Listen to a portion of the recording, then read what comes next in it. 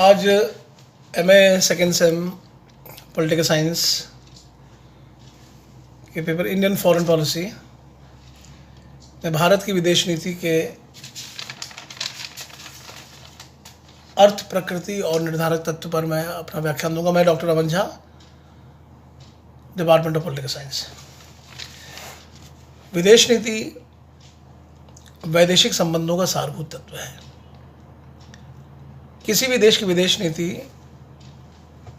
बहुत सारे तत्वों पर आधारित होती है, और अगर हम साधारण शब्दों में कहें कि विदेश नीति का अर्थ उन सिद्धांतों का समूह है जो एक राष्ट्र दूसरे राष्ट्रों के साथ अपने संबंधों को निर्धारित करने के लिए अपनाता है। जहाँ तक भारतीय विदेश नीति का तात्पर्य है, इनके निर्धारक तत्वों का तात्पर्य है, तो ऐसे कई सारे आंतरिक और बाह्य तत्वों का मिश्रण है भारत की विदेश नीति ही नहीं, दुनिया के हर देशों की विदेश नीति। और जब विषय विदेश नीति है तो इसका अर्थ ये है कि हम सिर्फ भारतीय परिप्रेक्ष्य नहीं, दुनिया के परिप्रेक्ष्य में इसका अध्ययन कर रहे हैं। और जब भी हम दुनिया के परिप्रेक्ष्य में इसका अध्ययन करते हैं तो मूलतः जो प्रमुख राष्ट्र हैं, जो आपके कोर्स में भी है, अमेरिका, चाइना, रशिया। अभी क्लियर है आप लोगों को, रशिया पूर्व में सोवियत संघ था, अब रशिया है। भारत रूस संबंध, भारत चीन संबंध, भारत अमेरिका संबंध। फिर भारत का पड़ोसी देशों के साथ क्या संबंध है? पड़ोसी देशों में पाकिस्तान, चाइना, बांग्लादेश, भूटान, श्रीलंका, मालदीव्स आदि। पर ये बड़ा सीधा तात्पर्य है कि हर देशों के साथ आपकी विदेश नीति उतनी ही इम्पोर्टेंट नहीं है। कुछ प्रमुख राष्ट्र हैं जिनके साथ हमारी विदेश नीति का महत्व बहुत ज़्यादा है, और तभी जब हम भारतीय परिप्रेक्ष्य में इसको हम समझेंगे तो प्रमुखतः हमारा पड़ोसी देशों के साथ संबंध कैसा है और प्रमुख शक्तियों से हमारा संबंध कैसा है। अमेरिका से, रूस से, चाइना से, कहीं ना कहीं ब्रिटेन से, वर्तमान में जर्मनी, जापान से आदि। इसके साथ ही साथ जो क्षेत्रीय संगठन बने हैं,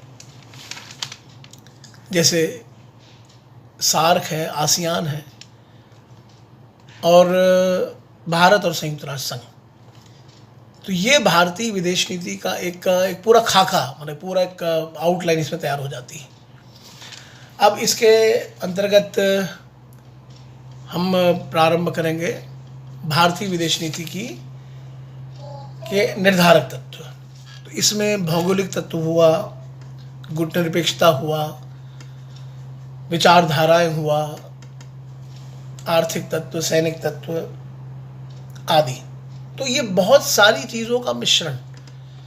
भौगोलिक तत्व, इंग्लिश मीडियम के जो स्टूडेंट्स हैं, जियो पॉलिटिक्स एक वर्ड हम पढ़ते हैं। ये जियो पॉलिटिक्स भी बड़ी इम्पॉर्टेंट है कि हमारा जो भारत का विस्तार है, इस विस्तार में हिमालय, अरब सागर, बंगाल की खाड़ी, इनका भी अपना कहाँ न कहाँ एक कोई पुट है इस विदेश नीति को निर्धारित करने में। तो geography plays a major role. Non alignment भारतीय विदेश नीति का एक बड़ी प्रमुख विशेषता है। नॉन अलाइनमेंट, गुट निरपेक्षता, नकारात्मकता है इसमें, जैसे धर्म निरपेक्षता, गुट निरपेक्षता। ये बात है 1961, भारतीय विदेश नीति का पहला चरण। इस चरण को समझते समय आपको सारे प्रधानमंत्रियों का कार्यकाल, नेहरू, शास्त्री जी, इंदिरा जी, मोरारजी भाई, छोटा सा चरण सिंह जी का कार्यकाल, और इंदिरा जी की वापसी, और ये सब सारे जो प्रधानमंत्री का युग है। फिर अभी वर्तमान में 2014 से नरेंद्र मोदी जी का कार्यकाल। तो ये इसके चैप्टर्स हैं। कहीं ना कहीं हम इस कालखंडों के तहत विदेश नीति को समझने का प्रयास करते हैं। जैसे आप जब सेकेंड यूनिट में देखेंगे, ये जो भारत अमेरिका है, तो अमेरिका भी, इंडिया अमेरिका में तो नेहरू जी का पीरियड, शास्त्री जी का, ऐसे हम चैप्टर्स बनाते हैं। वो उसका अध्ययन करते हैं अपने राष्ट्रपतियों के अनुसार। वो पकड़ेंगे ट्रूमैन, आइजनहावर, कैनेडी, जॉनसन, ऐसे वो लेंगे। तो ये समावेश करके ही हम उसको कहीं ना कहीं बनाते हैं कि हाँ भाई कैसा दौर है। जैसा इंडिया अमेरिका में it's Modi Trump era, India, England is not important, but Modi and Johnson era. Then Modi Putin era, Modi Jinping era, Modi Imran era. मैंने ये पीरियड है, इस जो जब वो भी है प्रधानमंत्री, हमारे ये प्रधानमंत्री, तो ये दौर कैसा है, तो ये चैप्टर से जो भी आप आगे जब विषय में आएंगे तो ये आप समझेंगे। तो जहाँ तक बात नॉन अलाइनमेंट की है, तो ये नॉन अलाइनमेंट एक ऐसा सब्जेक्ट है कि जो 61 में आया, और अब लोग कहते हैं कि 91 तक आते आते ये अपनी प्रासंगिकता भूल रहा है, प्रासंगिकता इसकी खत्म हो रही है। प्रासंगिकता, अभी शब्द आ गया प्रासंगिकता। प्रासंगिकता मतलब ये लॉजिकल है कि नहीं, मतलब ये इसका कोई अर्थ है कि नहीं है। पर जब बनाई 61 में नेहरू जी, नासिर और टीटो, सुकर्णो, इन लोगों ने मिलकर बनाया, और ये कहा कि दुनिया जो 45 वर्ल्ड वॉर के बाद दो ग्रुप्स में आ गई थी, दो ग्रुप में बट गई थी, eastern block and western block, जिसको हम कहते हैं एक सोवियत संघ का गुट, एक अमेरिका का गुट। इन गुट में फिर नाटो बन गया, और फिर वॉरसॉ हो गया, नाटो अमेरिका का सैनिक संगठन, वॉरसॉ इनका। अब ये जो संगठन बन गए, तो इसके बाद इंडिया एंड चाइना, और चाइना तो नहीं, चाइना एक अलग से ही एक अलग ही देश रहा। नेपोलियन कहता था कि चाइना पूर्व का दैत्य है, तो चाइना को अभी आप छोड़ दें। इंडियन पर्सपेक्टिव में या नेहरू जी की लीडरशिप में, नेहरू जी की लीडरशिप में हमने नेहरू जी, नासिर और टीटो, मतलब इंडिया, इजिप्ट एंड यूगोस्लाविया, इन लोगों ने मिलकर के एक संगठन बनाया, गुट निरपेक्षता, नॉन अलाइनमेंट, कि हम अलग रहेंगे, हम स्वतंत्र रहेंगे, इस पूंजीवादी और साम्यवादी व्यवस्था से अलग हट करके चलेंगे। अब ऐसी जब परिस्थिति बनी और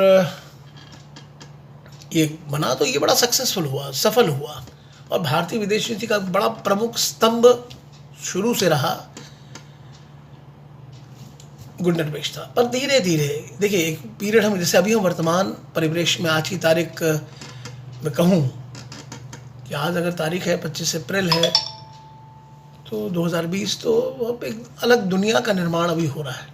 और जैसे आप जानते हैं, विदेश नीति वर्तमान से जुड़ा रहता है, तो ऐसा नहीं कि इसमें जो इस लेक्चर में जो भी आपको उससे शेयर कर रहा हूँ वो कोई पास्ट टेंस नहीं है, ये वर्तमान तक आ जाता है, टिल नाउ, अभी तक। अभी कोई बड़ी घटना हो जाएगी, फिर दुनिया बदल जाएगी। दुनिया बदल गई, वर्ल्ड हैज चेंज्ड। आज इस कोरोना फेज में हम देख रहे हैं, ये अब ये आर्थिक संबंधों को बदलेगा, राजनीतिक संबंधों को बदलेगा। राजनीतिक संबंध अमेरिका चाइना के पता नहीं क्या स्वरूप लेंगे, इंटरनेशनल मॉनेटरी फंड पता नहीं क्या स्वरूप लेगा,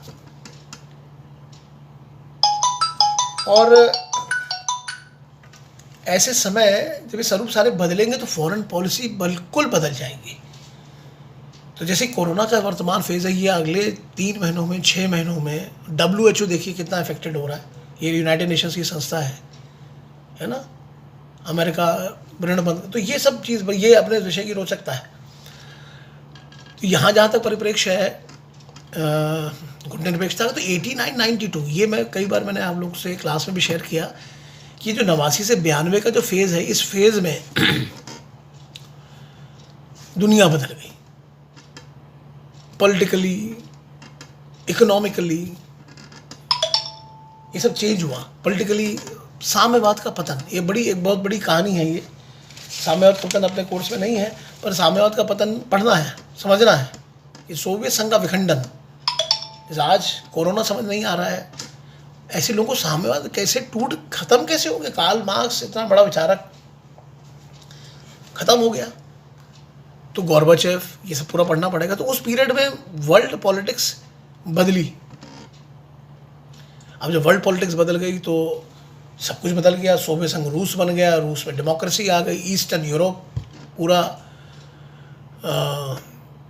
बदल गया। पोलैंड, रोमानिया, बल्गारिया, चेकोस्लोवाकिया, चेक स्लोवाक अलग अलग हो गए। यूगोस्लाविया में 5-6 देश बन गए, सर्बिया, बोस्निया हर्जेगोविना। अब इसे जब पूरा बदल गया, और सोवियत संघ के अंदर से ही इतने सारे नए देश निकल गए, 15-16 नए देश बन गए। अब 15-16 देश बन गए, यहाँ सब जगह डेमोक्रेसी आ गई। तो एक पूरा विश्व का जो ये मानचित्र था वो बदल गया। अब पूरी तरफ एक जो मैंने आयरन कर्टन की बात होती थी कि इधर पूंजीवाद, इधर साम्यवाद, ये सब सारा खत्म। अभी पूंजीवाद साम्यवाद जब सारा खत्म हो गया, साम्यवाद खत्म हो गया, तो अब China, north Korea, Cuba, Vietnam, Laos, कुछ ऐसे देश हैं जहाँ पर ये अभी भी है। पर इसने कहीं ना कहीं जो गुटनिरपेक्षता का जो शाब्दिक अर्थ है उसको बदला, है ना।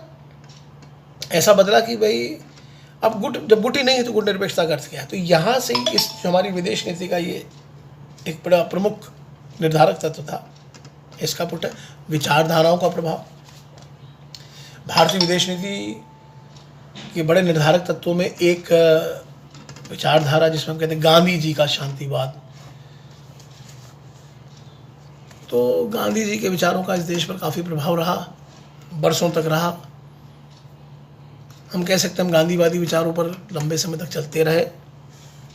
हमने जो भी युद्ध लड़े 47 में, 62 में, 65 में, 71 में, कारगिल वॉर, ये जो हमारी वैदेशिक नीति रही, ये शांतिवादी रही। ये उचित है, अनुचित है, ये भी बड़ी व्याख्या का विषय है। ये हमारे आपके विचार इसमें बदल, और ये हमारे विषय की रोचकता है कि जो मैं कह रहा हूँ वही सत्य बिल्कुल नहीं है। प्रॉज एंड कॉन्स विषय का आता है कि लोग को लगता है नहीं ये ठीक नहीं, गलत है, गांधी जी का मेथड गलत था, तभी गोडसे पैदा हो गया था या गोडसे ने हत्या कर दी थी। तो ऐसे ही गांधी जी के विचारों से हम प्रभावित रहे और हम बड़े शांतिवादी थे। कहते हैं अशोक की अहिंसा और अकबर और शिवाजी की सहिष्णुता, ये सब बात ज़रूर है। पर वर्तमान परिप्रेक्ष्य देखें तो अभी हम एक एग्रेसिव फॉरेन पॉलिसी की बात भी करते हैं, प्रोएक्टिव फॉरेन पॉलिसी की बात भी करते हैं कि एक प्रोएक्टिव फॉरेन पॉलिसी है।